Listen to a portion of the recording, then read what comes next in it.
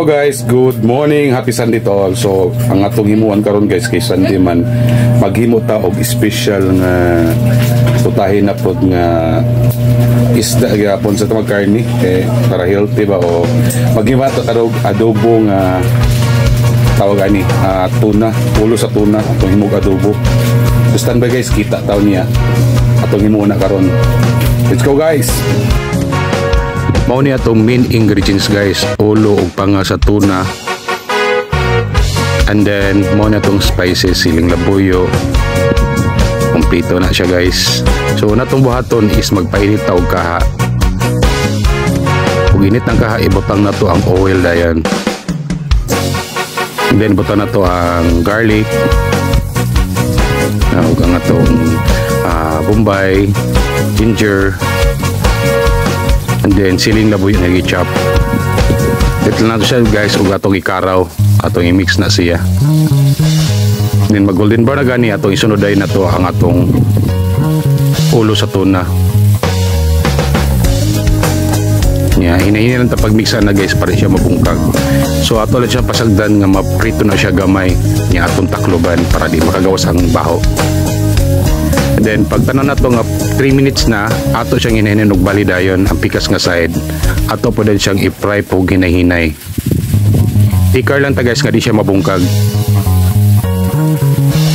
So kay nabali naman, ato siyang takloban og balik para ang humot niya nara gihapon. Pag okay na siya guys, atong ibutang atong oyster sauce. And then atong seasonings dayon, atong SMG, magic sarap,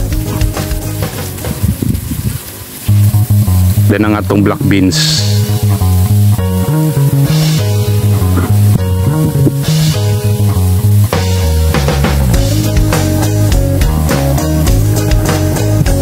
Then ato na siyang butangan og vinegar nga gikan sa coconut. So katong natural lang nga vinegar lang nga gikan sa coconut.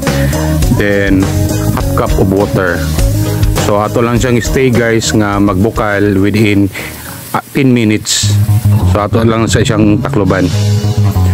So pagabot nag pila ka minuto guys, ato siyang kurawon, ato na po siyang ibali para ang katong mga spices nga tong gilunod is musit usuhop gid sa iya ha.